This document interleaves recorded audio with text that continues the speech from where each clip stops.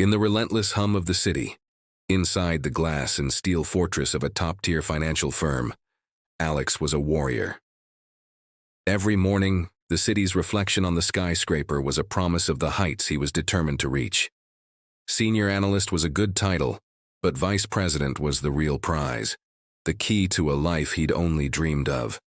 The promotion was dangling just within reach, a golden apple in a garden guarded by spreadsheets, market analyses, and the ever-watchful eyes of the board.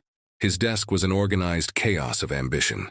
Stacks of financial reports stood like miniature skyscrapers, a testament to late nights and sacrificed weekends. His colleagues were a mix of rivals and allies. There was Sarah, sharp and competitive, always one step ahead or one step behind. And then there was Mark. Mark was different. He was the office confidant, the guy with a sympathetic ear and a ready smile. He'd often swing by Alex's desk, coffee in hand, offering a word of encouragement.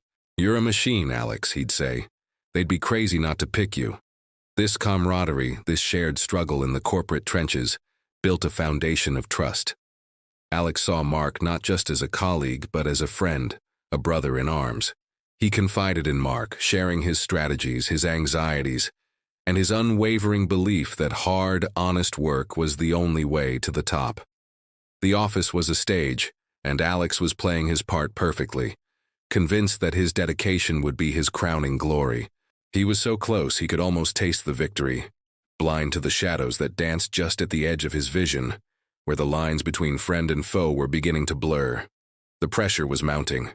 The final project for the VP consideration was a behemoth, a complex merger analysis that could make or break careers. Days bled into nights.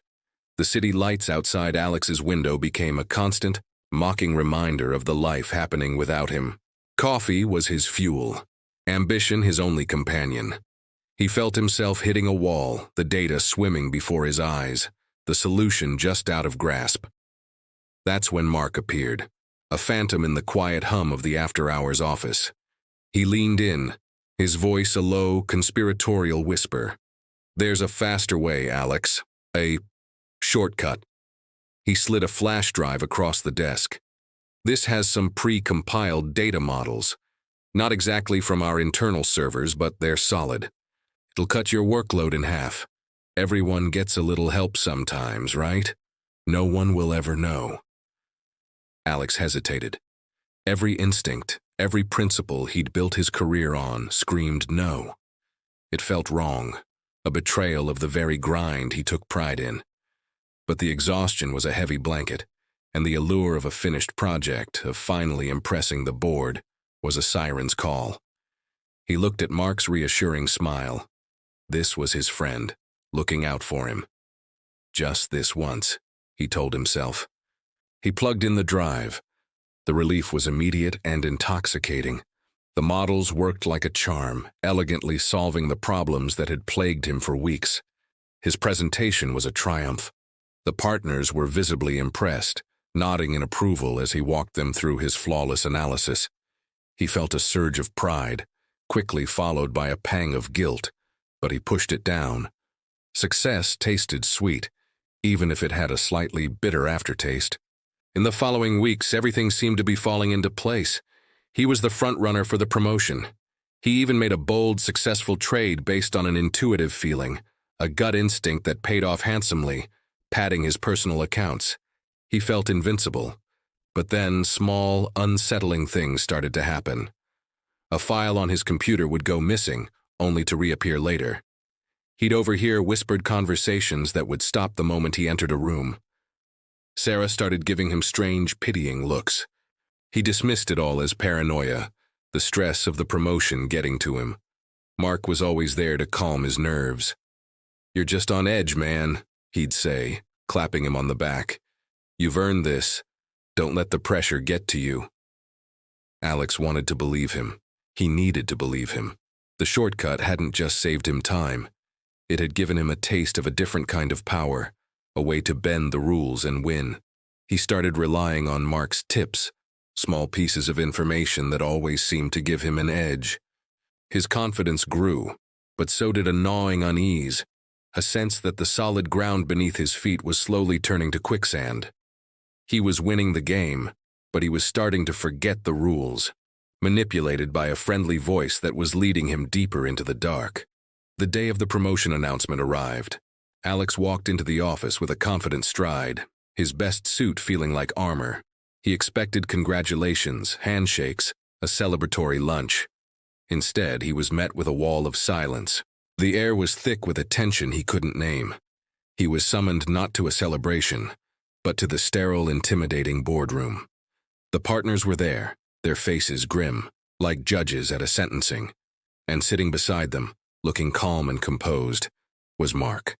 On the large screen behind them was Alex's flawless presentation, but now it was overlaid with red text, tracing the data from the flash drive back to a rival firm. It was industrial espionage. His intuitive trade was flagged too, linked to insider information that Mark had subtly fed him. It all crashed down on him at once. The shortcut was a setup. The help was a trap. The lead partner spoke, his voice cold and devoid of emotion. "Your access is revoked. You are terminated, effective immediately. And our legal team will be in touch regarding the financial irregularities." Alex's world imploded. The promotion, his career, his savings, all gone, wiped out in an instant. He turned to Mark, his face a mask of disbelief and betrayal. "Why?" was all he could manage to choke out. Mark finally dropped the friendly facade. His smile was gone, replaced by a cold, triumphant smirk. "You were in my way," he said simply. "You were so busy working hard, you never learned to work smart. Someone had to take the fall.